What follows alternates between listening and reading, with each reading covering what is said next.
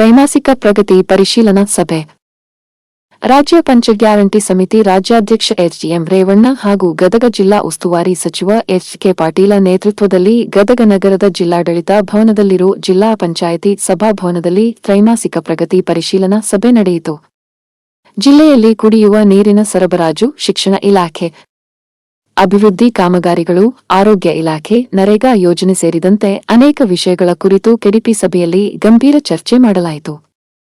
ನರಗುಂದ ಶಾಸಕ ಸಿಸಿ ಪಾಟೀಲ, ವಿಧಾನ ಪರಿಷತ್ ಸದಸ್ಯ ಎಸ್.ವಿ. ಸಂಕನೂರ, ಜಿಲ್ಲಾ ಗ್ಯಾರಂಟಿ ಯೋಜನೆಗಳ ಅನುಷ್ಠಾನ ಪ್ರಾಧಿಕಾರದ ಅಧ್ಯಕ್ಷ ಬಿ. ಅಸೂಟಿ, ಮಾಜಿ ಶಾಸಕ ಡಿ.ಆರ್. ಪಾಟೀಲ, ಜಿಲ್ಲಾಧಿಕಾರಿ ಸಿ.ಎನ್. ಶ್ರೀಧರ, ಜಿಪಂ ಮುಖ್ಯ ಕಾರ್ಯನಿರ್ವಾಹಕ ಅಧಿಕಾರಿ ಭರತ್ ಎಸ್, ಜಿಲ್ಲಾ ಪೊಲೀಸ್ ವರಿಷ್ಠಾಧಿಕಾರಿ ಬಿ.ಎಸ್. ನೇಮಗೌಡ ಸೇರಿದಂತೆ ಅಧಿಕಾರಿಗಳು ಹಾಜರಿದ್ದರು.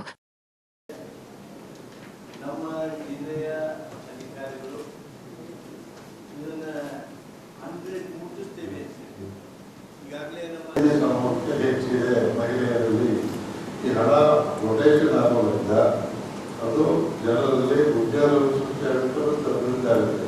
ಅದೇ ರೀತಿ ರಾಜ್ಯದ ಅಭಿವೃದ್ಧಿ ಕೆಲಸ ಆಗ್ತಾ ಇದೆ. ಅದರ ಪಾಟೀಲ್ ಹೇಳಿದ್ದಕ್ಕೆ ವೆಚ್ಚ ಕಮ್ಮಿ ಸ್ವಲ್ಪ 50,50,000 ಕೋಟಿ ಕಡಿಮೆ ಆಗಿರೋದ್ರಿಂದ ಉಚಿತವಾಗಿರುವ ಕೆಲಸಗಳು ಆಗ್ತಾ ಇದೆ ಅಂತ ಗಮನ ತರುತ್ತೆ.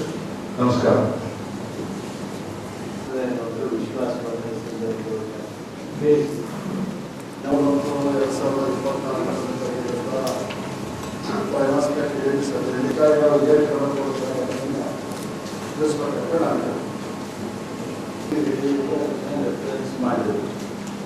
ನಮ್ಮ ಭಾರತದೊಳಗೆ ತಾಂಡಗಳು ನಾವು ಪ್ರಸ್ತಾವನೆಯನ್ನು ಸಲ್ಲಿಸಿದ್ದೇವೆ.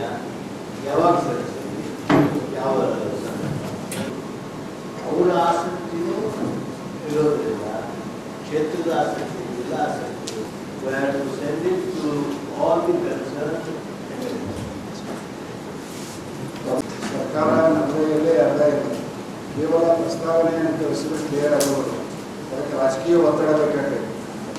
ಪ್ರಸ್ತಾವನೆ ಕಳಿಸಿದಾಗ ನಾನು ಜಿಲ್ಲಾ ಉಸ್ತುವಾರಿ ಸಚಿವರನ್ನು ಭೇಟಿಯಾಗಿ ಅದನ್ನು ಕಳಿಸುವ ಮಾಡಿದಾಗ ನಿಮ್ಮ ಆಫೀಸಿಗೆ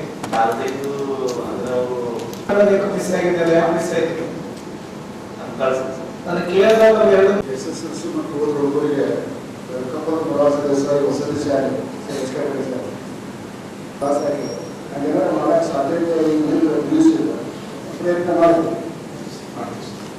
ಕ್ಲಾಸ್ನಲ್ಲಿ ಲೆಕ್ಚರ್ ಮಾಡಿ ಕೆಲಸ ಮಾಡಿದ್ರು. ನಮ್ಮಲ್ಲಿ 14 ವರ್ಷ ಕೆಲಸ ಮಾಡಿದ್ರು. ಸ್ಟೇಟ್ ಮಾಡ್ತೀರಾ ಈ ಸಲ ಅದರಿಂದ ವಂಚಿತ ಆಗಕ್ಕ. ಹೌದಾ?